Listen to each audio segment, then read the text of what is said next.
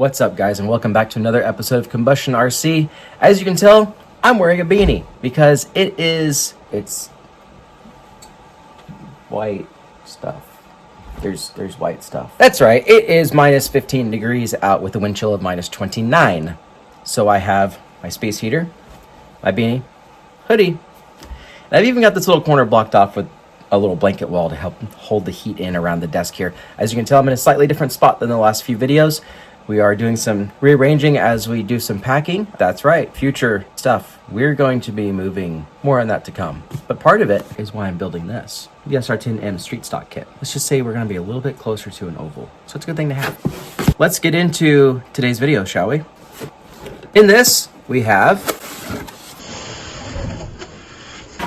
a manual, stickers, bag 1, bag 10, 7, bag 4, and 6, bag 2, bag 11, it's like shocks, bag 8, bag 9, bag 3, bag 12, bag 5, spare part bag, and our chassis.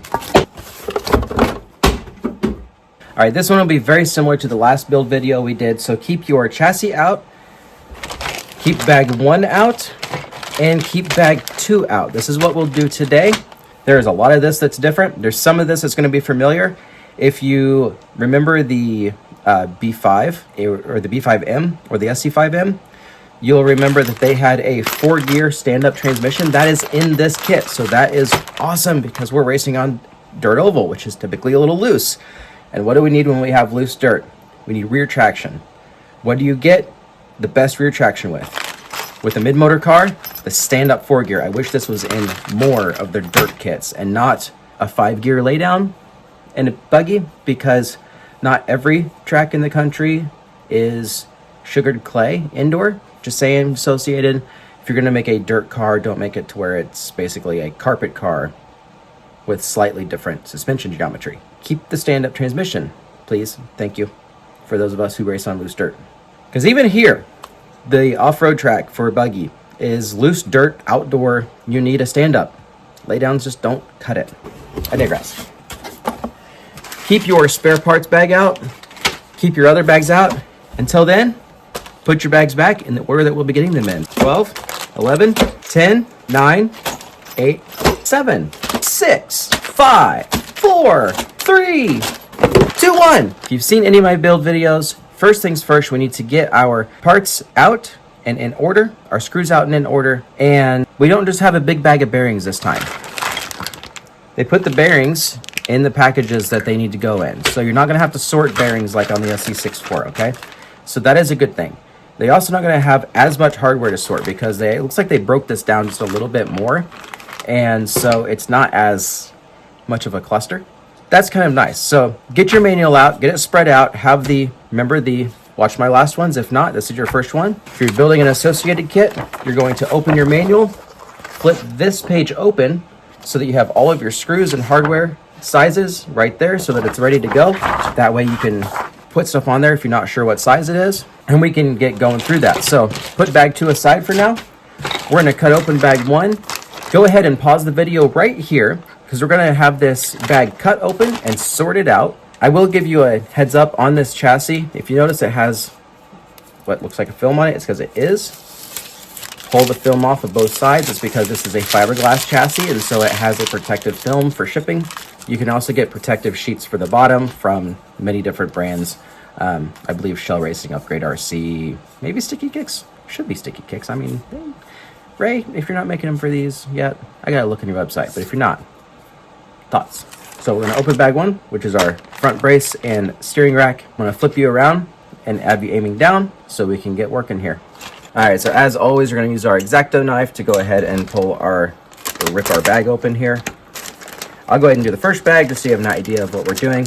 If you already know what we're doing, you can fast forward. But you go ahead and just open bag 1 like so. Toss your trash aside. Always have your little trash can handy, full of parts and accessories. Broken parts, plastic, all kinds of stuff in there. Did have a few accidents on the oval this past weekend on the carpet oval up here, so Had to unfortunately replace on the Pro 2 SE10. I broke the right rear control arm, came out the corner a little hot and over torqued it. In actually, I don't know if it was popped the wall or just over torqued on the carpet too hard, but it literally snapped the right rear control arm off, and it acted like it was an over torque. So I'm not sure what that was, but if you notice, these are actually not even on parts trees like the SE 6.4 kit was. It's almost like nothing is on a parts tree. It's almost like they actually made this kit for a beginner builder. So this is actually a really good kit if you're looking at building something for the first time. I would definitely suggest this. This class where I'm going to be running at runs this as a 13.5 chassis. So we'll be putting a Reedy 13.5 system in here. Notice you got bearings here. And the bearings I usually just kind of set up here just because I don't really want them in the magnetic bowl. They can be a little harder to get off.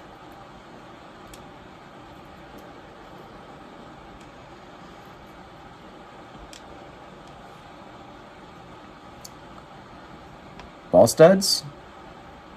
These look like silver aluminum washers for the ball studs, so we're going to set those up here. And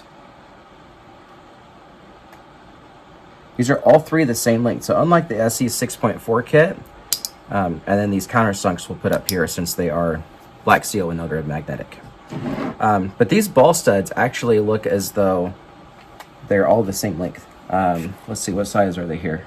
Yes, they're all 6mm ball studs. So that's interesting because if you remember on the 6.4 kit, the ball studs that were up here, oh yeah, we've got a servo to mount in here now too. So that'll go up in here. The ball studs up here, we had three different sizes. We had 8mm and then a 6mm for here. So it's a little different than this one. And we got a couple more screws in here. Like I said, after this, I will just be pausing the video and have everything sorted out. And then, so when I say pause to sort, go ahead and pause, sort your bags out, and we'll be good to go from there. Then everything will be, as we're running, you'll be able to do it. All right. So as usual, with any 10 scale kit, you're going to need your 1.5, 2, maybe 2.5 drivers. You'll eventually need shock pliers.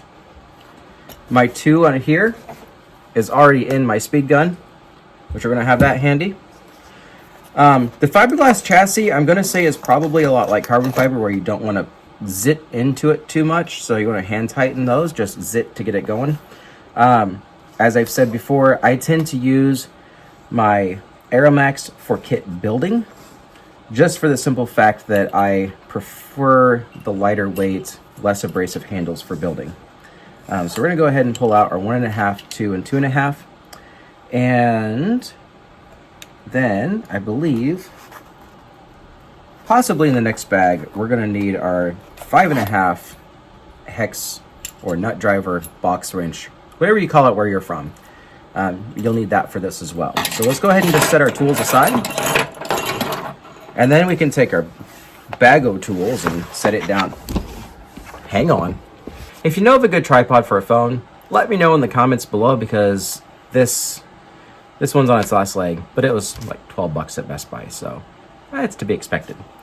Now, before we get going, make sure to caffeinate and hydrate. Or if you're not somebody who caffeinates, just hydrate. All right, so we're gonna look at our first page here. So you're gonna see here it says note orientation on steering rack. The reason it says that is because you've got two different sides.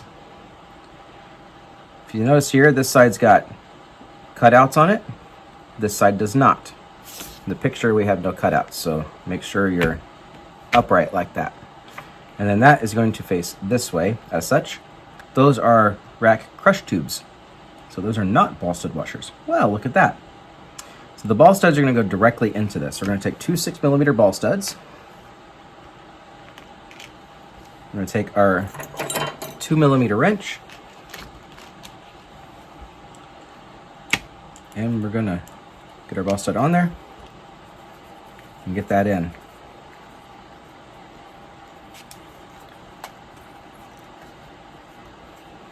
if we can. Well, we're having a difficult time getting that started by hand, so this is when the little zippy zip comes in handy.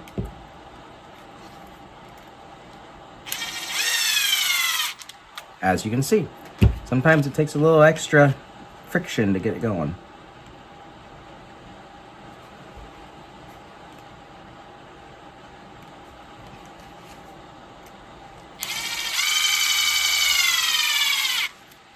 These are extra hard, so these must have a little bit more graphite in them than some of the others do, because the SE64, this tended to go into very easily. So interesting to note on that, the different plastics, even though they look and kind of feel the same.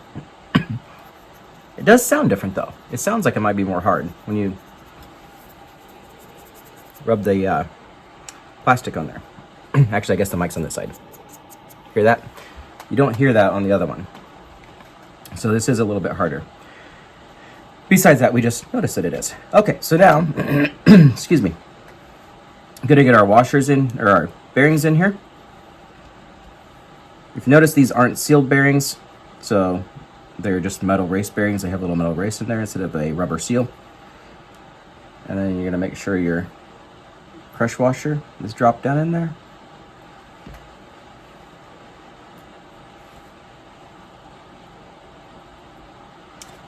You might need to help it out because there's a little sleeve down in there that it sets into. That way it doesn't just move all around. And then you're going to get your other bearing on this side. And these are a pretty snug fit, so you should have to push fairly hard to get them in.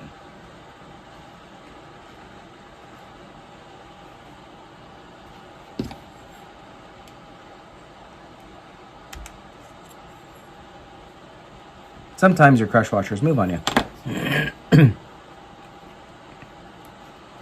There we go. Nice and bearing-y. All right, so now you're gonna need these two rack points. Again, note the orientation in the picture. One side's flush, one side has cutout. Make sure that the flush side is up. And we're going to have that one go on like so. And this one is going to go on like so. All right, and then it says 3x12s. Now remember, if you're not sure what size it is right away, you see here it says BHCS. Remember, BH is button head, CS is countersunk. Or flathead, they call it. So flathead is what they call the countersunk ones. And then button head. And does this have, yes, this does have cap heads in here, which is gonna have SH, because normal people call this a socket head. Because it's in the shape of a socket. So remember, you're going to take your button head. If you're going to place it on, let's say, well, I think it's actually a 3x10. Well, if you place it on the 3x10, it's going to be longer than it. See there? It's too long. So we move down to 3x12. It looks like it's just right. So you move to 3x14. You realize that the 14 is 2 millimeters longer. So then you know that that is a 3x12 millimeter screw. And you're going to need both of those. That's how you can make sure you're getting the right screw every time and not just guessing at what's in your bowl. This one's a little easier because these are 8 millimeter and these look to be probably about 20, if I'm guessing right. Oh, 22. Yeah, 22. So it's a little easier to know when you have just three sizes that 12 is the middle one of the three. And we're gonna get that on here. Now these are going in from the bottom. So you're gonna go through the bearing and then onto this.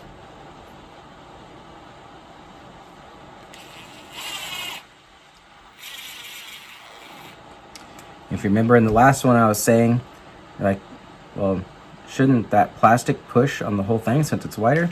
If you look, remember on the bottom of these here, there is a little nipple that's made onto it, so just don't over tighten or you crush that and then you will pinch the bearing. Otherwise, it is just like this and it works perfect. So grab our other 3x12. If you're doing this by hand, feel free to pause the video because I know that can get annoying to be like, well, you got a screwdriver and I'm doing this by hand. It's part of why I try to move a little slower even though I have a screwdriver. Because I know that by hand takes a while. Well, that one's stuck. get wedged and magnetized. So there we go. That's all set. And as you can tell, we still have 4 bearings left sitting here. And these look like bearing holes because these are bearing holes. So that is in our next step here. If you notice, we have the 3x22. So that's our 2 long guys. We're going to get those ready. And then you have 4 bearings, which we have right here.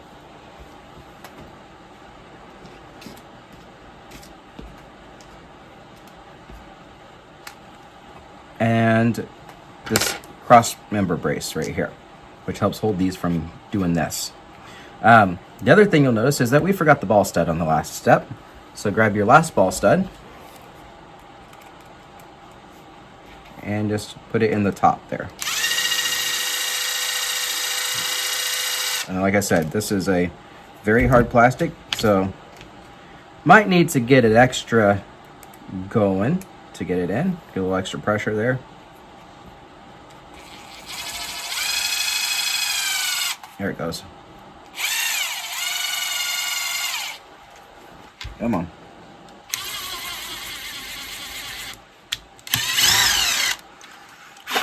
Remember what I said with the last one, some of these harder plastics, make sure you take it out and in, because you are going to get nylon thread strings all up here, and you don't want that.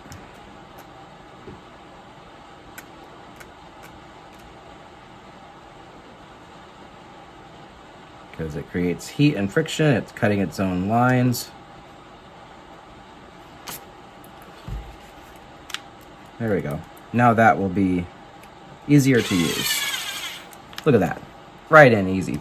Easy peasy. It's just getting that started. Surprised at how much harder of a graphite this is than the other one. It's pretty crazy, actually. Almost wonder if they're the same. Nope, they are not the same angle, so you cannot use the one from the 6. This is a very interesting angle, actually. This looks like something that is specific to the SR10, because I haven't seen this kink in the steering before. Not that severe of a kink, anyway. Alright, back to the kit building. Bearings and bearings and bearings and bearings. We got 8 bearings on this little thing.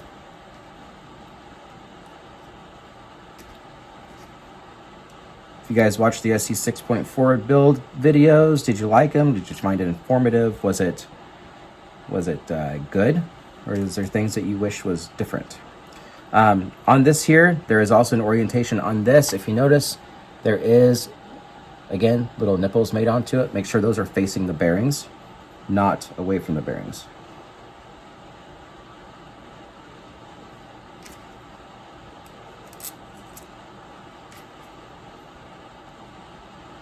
And these screws don't have anything to screw into right now, so these are just going through to be ready. I'm going to turn it upside down just so the screws don't fall out and set it aside. Now the next thing you're going to need is your chassis brace top plate. So that is the one that looks like the front of a dune buggy here. Look like that right there. Has the, you know what? This looks like the front nose piece from a B5 or maybe even a B4 too. But I remember having that center body mount. That's for a body pin to go in there. So on the buggies, you'd have a body clip that would go in there right underneath the front shock tower, and it was super annoying. But yeah, that looks like, I'm really curious what this is too now. If it was an old B4.2 part that they replaced, because they had a hard graphite like this too. Interesting. Anyway,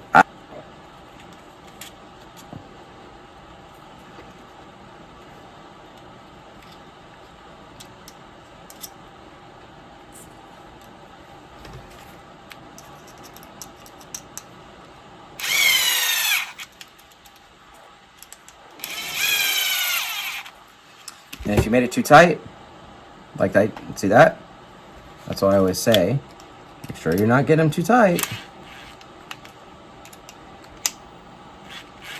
Just back it up just a little bit. And look at there. Free as a prisoner's release day. Sorry, that was dumb. Look at that. Nice and free.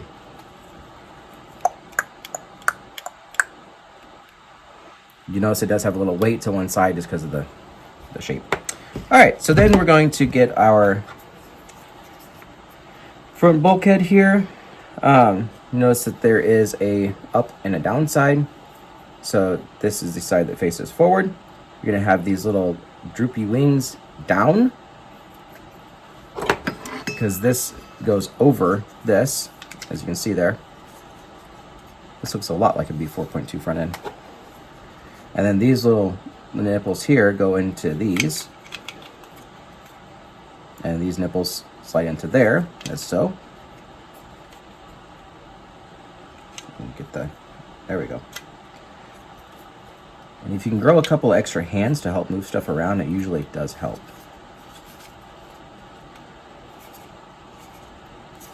All right, so there's that.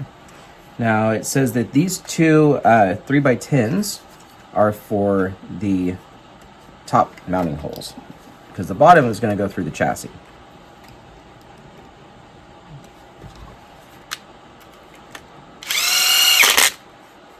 Now these you can tighten down nice and tight because you want this to be tight. You don't want it to fall apart on you. All right, front bulkhead is done. So then we can move on to page 2 and bag 2. Bag.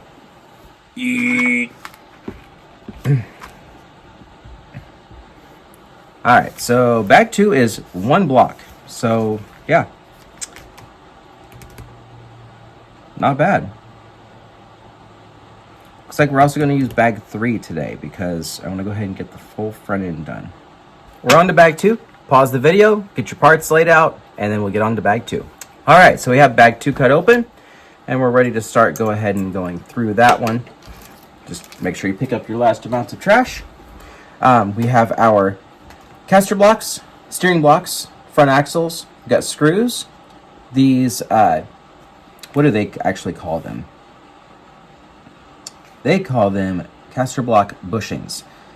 You also hear them referred to as top hats because of the way that they're shaped. We have our 5x10x4 bearings, and then we have our little 3mm nuts here, 2 6mm ball studs, and 2 8mm ball studs, I believe. Yes, 8mm. And then we have thread lock. If you don't have this, make sure you get this. You're going to need this for your axles because the little screws here that go into your axles, you do need those to have thread lock on them. And I just know that because I've done this on enough of them. I know the short ones are for the axles because they screw into the back of the axle there. So the first thing I usually do on these is go ahead and put your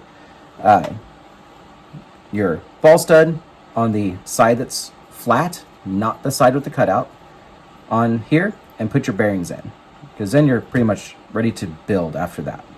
So we're going to go ahead and do that. We're going to take our 6mm ball studs and get them in.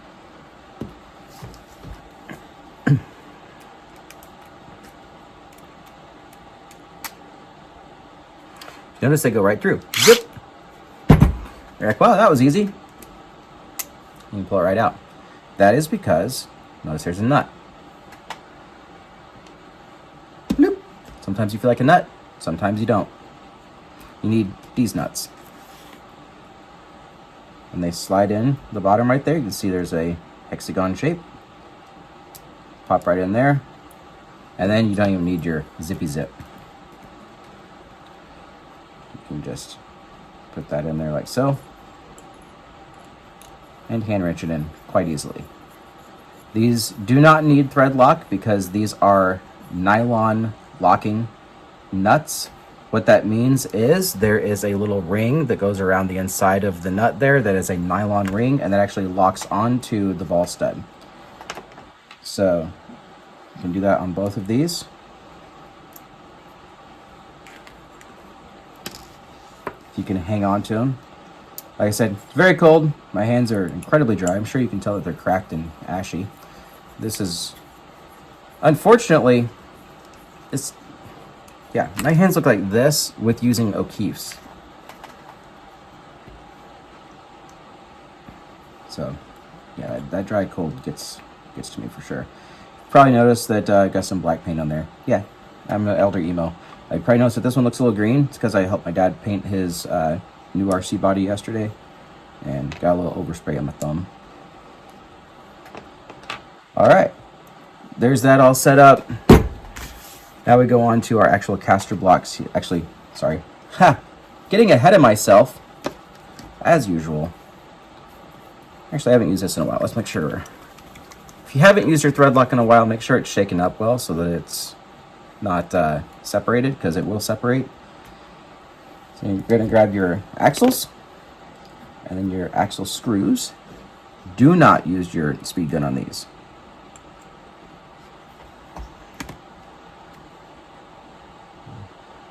Get just a little drop on there. That was a little much of a drop, but that's okay. And these are going to go in the flat side. The bevel side faces towards the car.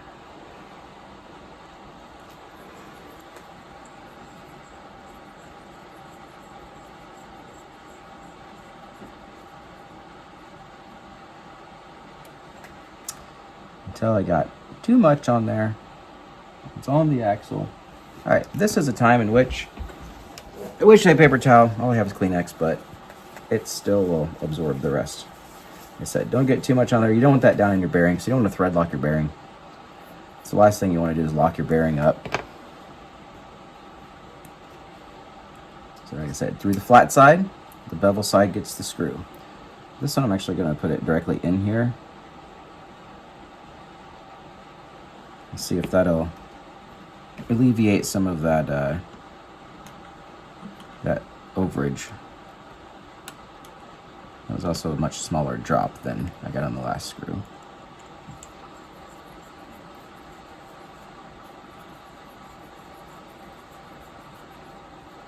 There's still a little bit, but not near as much. And like I said, just make sure you're absorbing that off there, because you don't want thread lock inside your bearings. That is a big no-no. Big no-no. All right. And these are pretty easy since they're the same size. Biggest thing on this is make sure that you have your left on your left and your right on your right. There is somewhere stamped on here an L right there, and the other one has an R stamped right there. All right, so your bottom is this part, the top is the 90 degree, the bottom has the kink in it. So you're gonna hold it like so, put top pad in this way, caster bushing that way. You're gonna grab your left steering arm, the steering block. It's gonna be a fairly tight fit because these are incredibly snug. Always are, always have been. Kind of gotta wedge it in there. There we go. And take two of your screws. These do not need thread lock because they're going into nylon. Just kind of jam it in there and give it a zip. And careful not to smash your finger because it can do that very easily.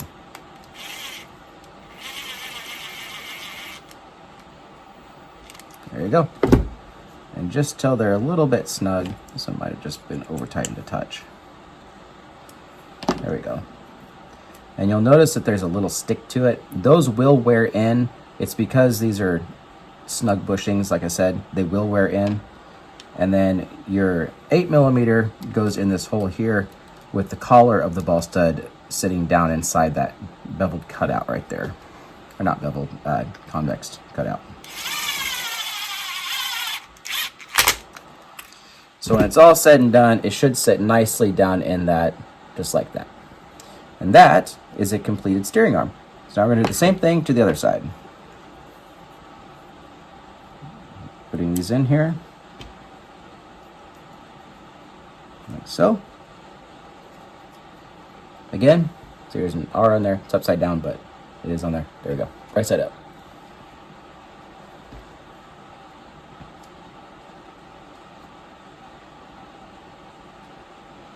Helps if you're holding it the right way too.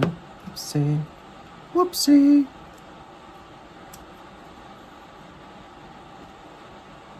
Make sure you don't put your arm in there upside down like I almost did.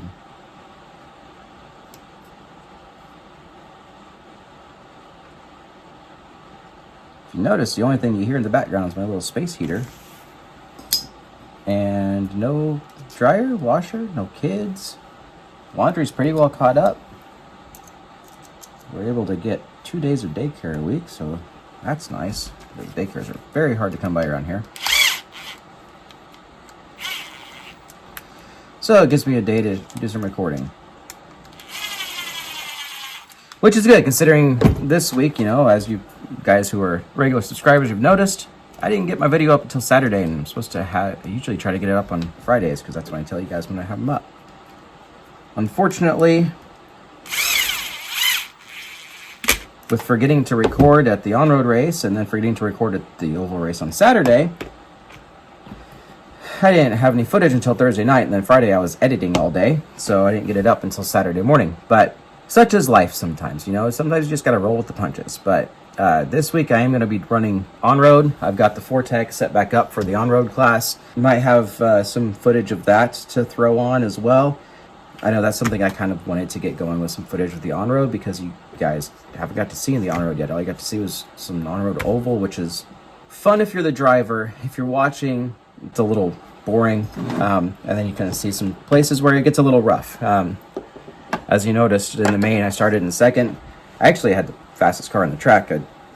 I took some laps back from the leader. Unfortunately, I just got some bad luck and fell back to the back. So that happens sometimes. Now we're on to bag 3. Again, pause the video, and we'll come right back with bag 3 ready to rock. All right, as you notice when we open this bag, there's a lot of hardware.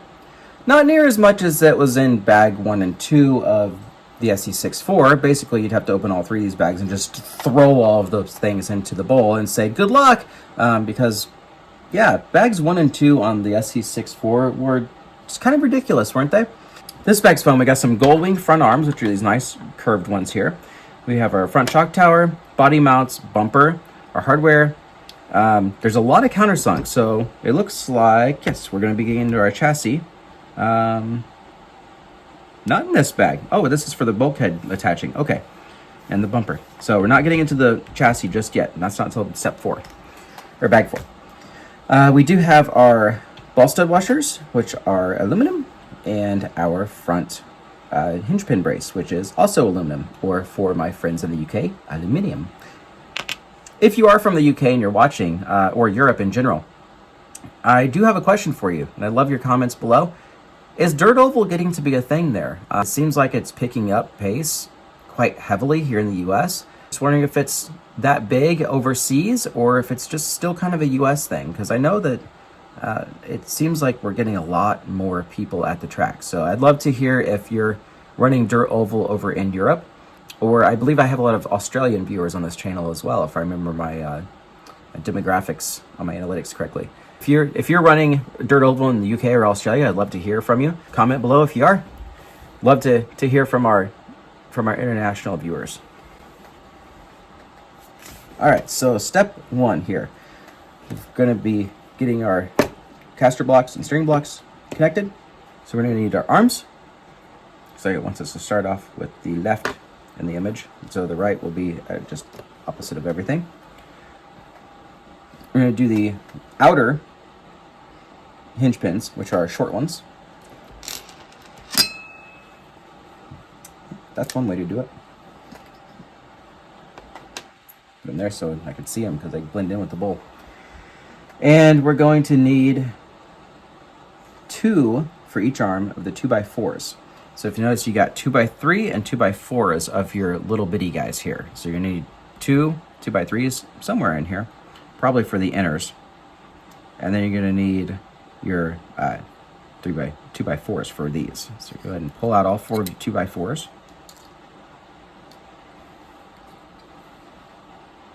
Like so.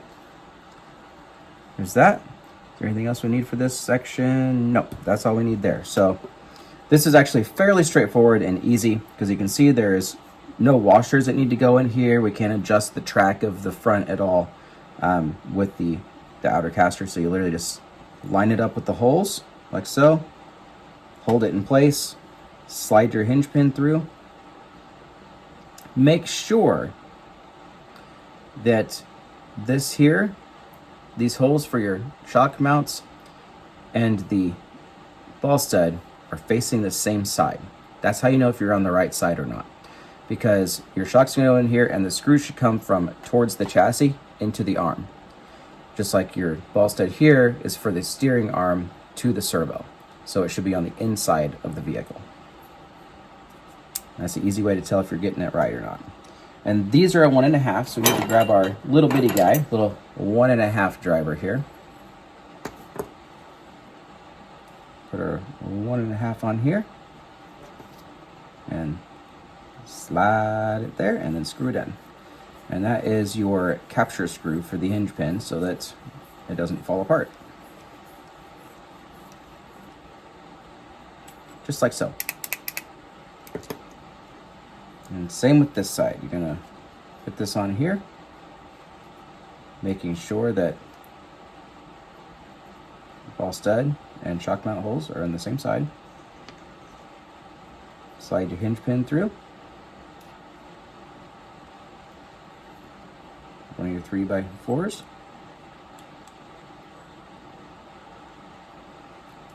And like so.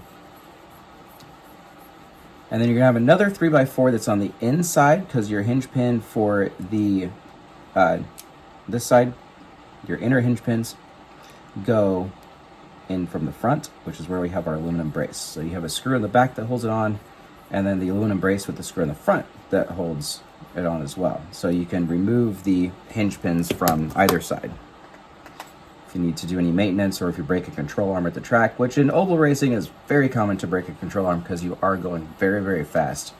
And so if you wash out, you're most likely going to break a control arm on the right side. Usually it's right side. You rarely break anything on the left side in oval, unless you wash out, you know, wipe out a corner and right into you. So those are set. So then we're going to grab our bulkhead like so.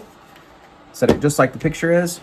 Got your right side, your left side. You're going to need your hinge pins here, your hinge pin brace,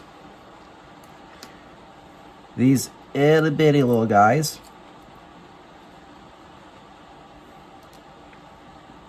which if you notice it says you do put thread locker on these. So we're going to get our thread locker over here, and I'm going to show you on these how we're going to do the thread locker. Basically, you just kind of want to get it right at the tip like that, to where there's a drop just kind of hanging on the outside, because these screws are so small. That's really all you want to do. You can actually put these screws in before you put the hinge pins in too, and I'll show you why.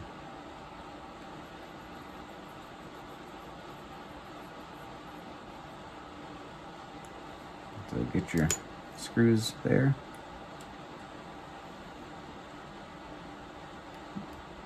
I said these screws are so small you don't even need to get too much thread lock on there, because you don't want to end up breaking these screws because there's too much thread lock on there and they're really wrapped in thread lock. Just a hair. Or a minuscule amount. Alright, so put your control arm in. Slide your hinge pin through. Looks like we magnetized that one that hit the bowl. You get it lined up. That's the next question.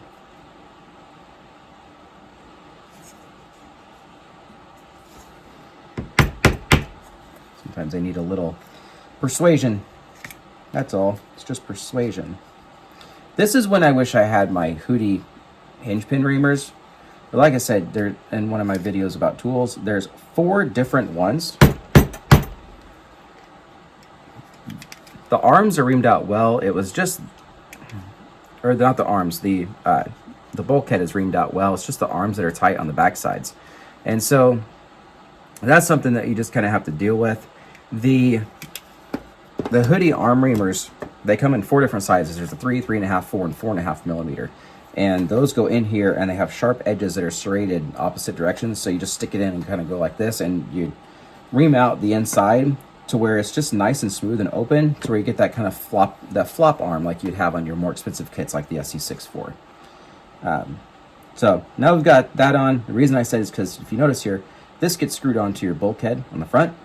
So you can actually go ahead and just put these screws in and then slide it over. So The bumps face the top, just like on here. You slide it over your hinge pins, and that's why you can go ahead and put those in, because it doesn't matter if those are in and wet right away. You can remove the hinge pins by taking these screws out, but to put it together for the first time, you can leave it like that because you're doing both of them at the same time.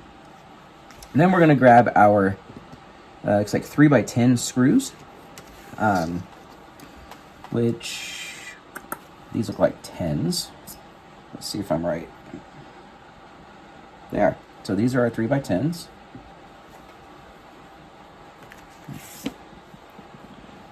Which is a 2mm wrench. Again, these are going into the hard stuff, so I may have to get out the zip, which I will, because this is quite hard. You gotta push on it pretty hard just to get them started. All right, so get out the zipper. Zip. And there's your front arms connected to your bulkhead. Yeah, I can see there's a little stick there. That's from that arm being a little tight. So that's when I wish I had the arm being again. That's all set. Now we're on to our front shock tower, so we can set this aside for now. Here's your front shock tower. You need your ball studs, which are the only 2 ball studs that we have now that the other ones are from the last bag are gone. These blue washers are your ball stud washers. So go ahead and slide those on there. And these are going in the inner hole on here. So we can go ahead and actually stick those on now.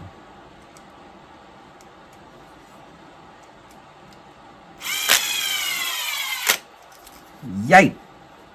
Oh, that little bit that came out the bottom was really hot.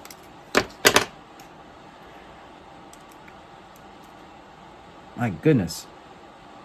Seared my finger through a callus.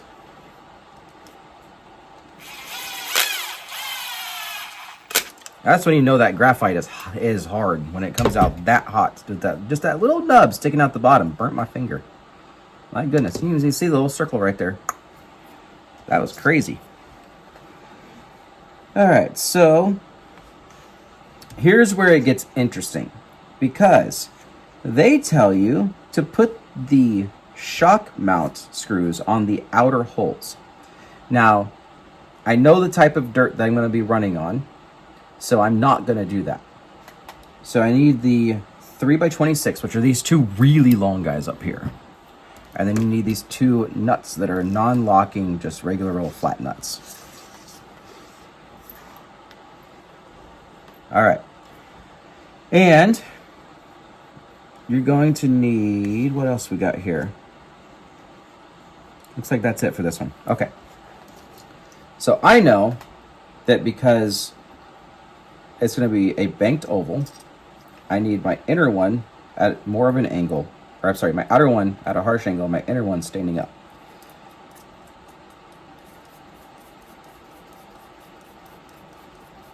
So I'm going to spin that nut on here. I'm going to be running on a somewhat loose, somewhat tight track. It's a loamy blue groove that is on red clay. That gives you any hint as to where it's at. It could be in multiple places across the United States, actually. And it's banked, and it's going to be a fast track. So instead of doing outer, this is what I did, just like that.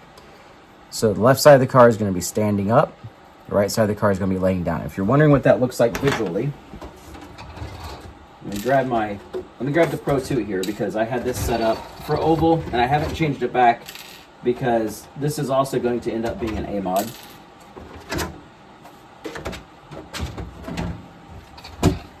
So this is what I mean. If you notice those front shocks, see how they're laying over? Now look at the whole thing from the front.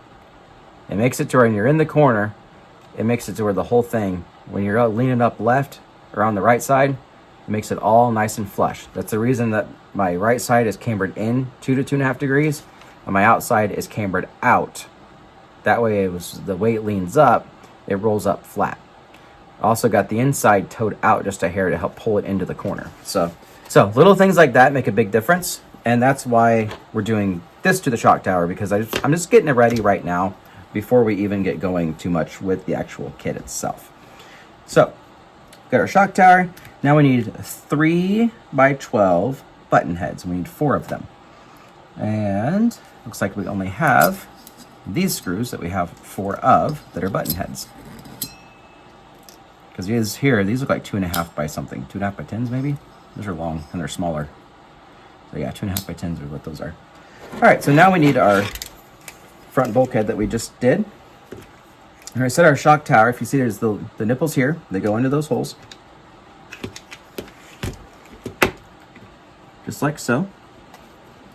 Like that. There. And then it kind of holds it in place while you get your screws in.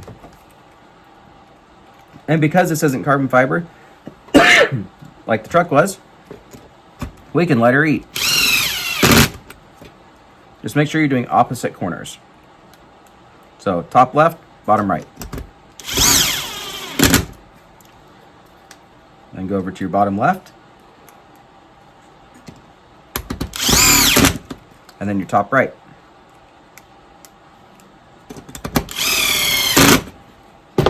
Again, that's the reason we get something like this that stops at 3 foot-pounds of torque when it goes to the Ugga-Dugga. That way you know you're not over-tightening these. I should be able to still put a hand wrench on here, like so, and turn them. Because your hand can torque more than 3 foot-pounds. All right, there's that. Now we're going to move on to the front bumper assembly. So we need your front bumper piece here. This side all facing up. These 2 funky looking dudes here, and it looks like these are supposed to curve to the inside, so they sit in here like so. Yep.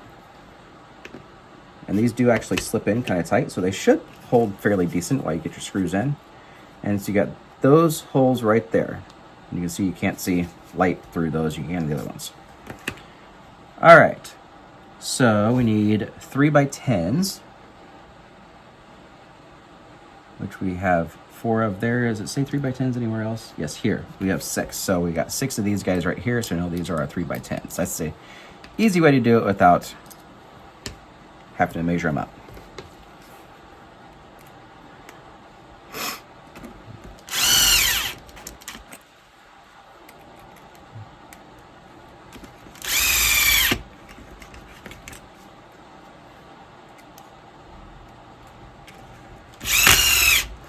And for body on this car, I'm going to be running the J Concepts Monte Carlo, which is kind of similar to the associated SR10m factory body, but its license looks a little better, has that nice street stock look to it if you're from the older generation of dirt track where street stock was always Monte Carlos.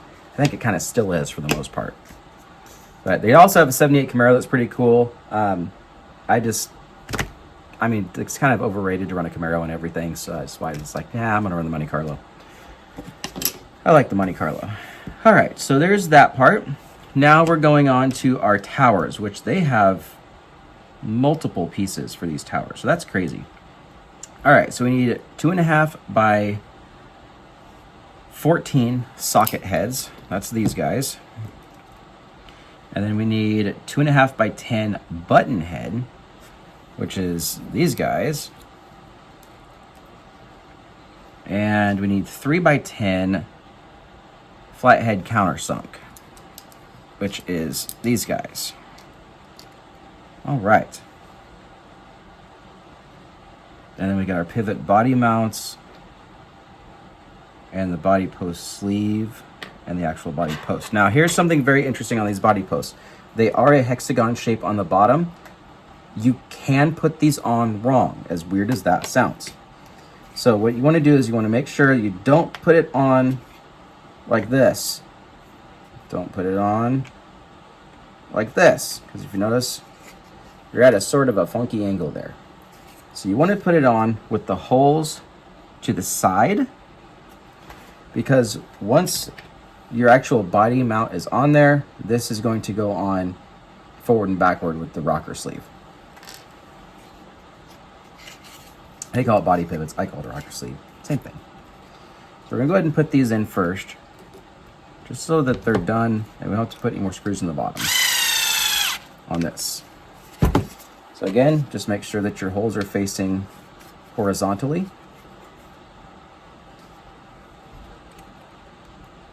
Perpendicular. All the fancy words. To the sides. How's that? To the sides. All right, then we're gonna get our sleeves. So it says here that the sleeve is going to get the 2.5 by 10 button heads. We're just gonna pretty much put the sleeve most of the way down, because I don't know how it's gonna actually fit the body yet, since I don't have the body. That's funny. There we go. These are like half holes. That's interesting. You can kind of go every half. Very interesting. Are these 1.5? Oopsie.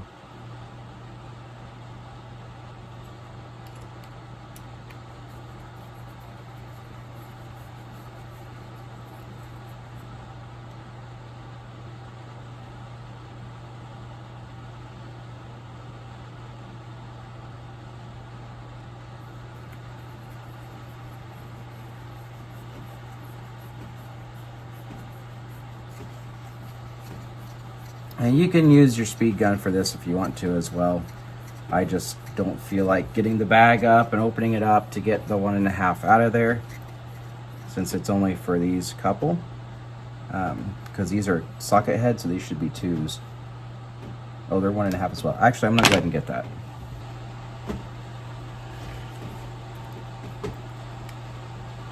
Put our 1.5 on there.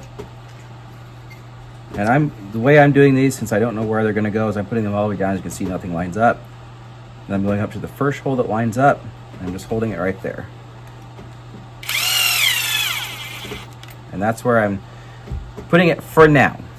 Obviously that may change once it comes time for the actual deal to go. On these body pivots, if you notice here that one side is a half shaft and one side is a full shaft, that is so that when this is going in, that socket head can fit right there.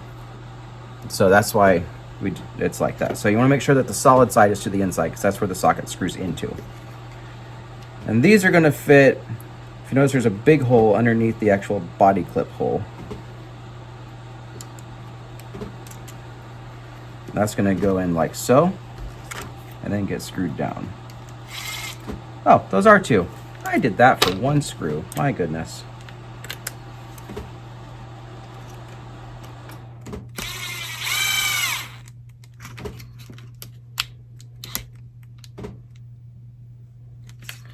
All right, and then just back that off just a hair from where I tightened it to, just so that the body pivot can actually pivot.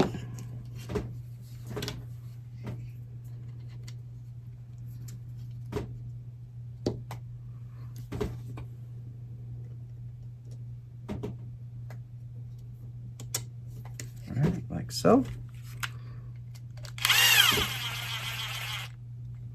Okay, that one I just won't crank down. There we go. Nice and pivoty. This is a pivotal moment in the build. I digress. That was awful. That was the worst pun ever. Okay, so then you're gonna grab your front bulkhead. This is gonna slide under, and then these are gonna slide into those little holes there. And go around like so. And the short countersunks are for this part. The longer ones are for the bottom, because they have to go through quite a bit. Not sure if the speed gun's gonna fit in here or not. Might have to do these by hand, but we'll try.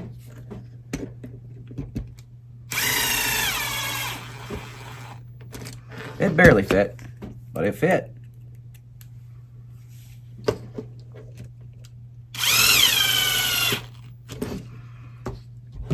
There's that. Flip it over, put these 4 guys in here.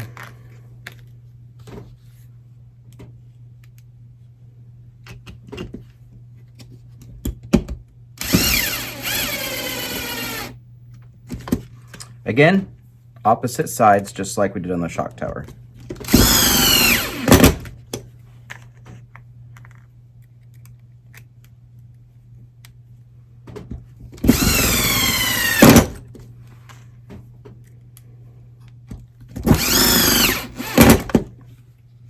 All right, and there's our front, basically our whole front clip done and ready to go onto the chassis. So that's gonna be it for today's video. All right, so that's it for today's video. As you can see, we do have quite a bit done here. We still don't have it on the chassis yet, but we still have bag 4 left to go, and 5, maybe even 6. We'll see what we get done in the next video. But that's gonna be it for today's video. So here is your front bulkhead, arms, caster, and steering blocks, and steering rack. So got quite a bit done there. It's a pretty easy build so far. Actually, I'm really enjoying this one. This is definitely easier than the SC6.4 was. If you're wanting to build something for your first actual kit and you do race oval or looking at racing oval, I recommend this one so far. I mean, so far so good. It does have a gear differential instead of a ball differential. I'm not sure if that's... I'll have to look at the rules and see if I can change that to ball diff, because I prefer a ball diff because you can adjust on the fly without having to change out fluids. But yeah, I'm liking this so far. So that's it for today's video. We look forward to seeing you next week on episode 2 of the SR10m kit build. This will be getting a Reedy Black Box 610R with a 13.5 motor system in it, and this will have the same Savox 1256 TG Black Edition servo I run in everything. I love these servos because I like everything to be blackout. I mean, as you can kind of tell, minus the fluorescent, but I love blackout. So I like all the chassis to be black and then the body to be hot pink. Makes it easy to see on the track that way, especially running on black CRC carpet. If you guys run on carpet at all, please don't paint your bodies dark colors. The marshals will thank you if they are bright colors, and that is your PSA for today. Thank you and have a great one. And as always, keep the rubber side down, the shiny side up, and remember to stay in the groove.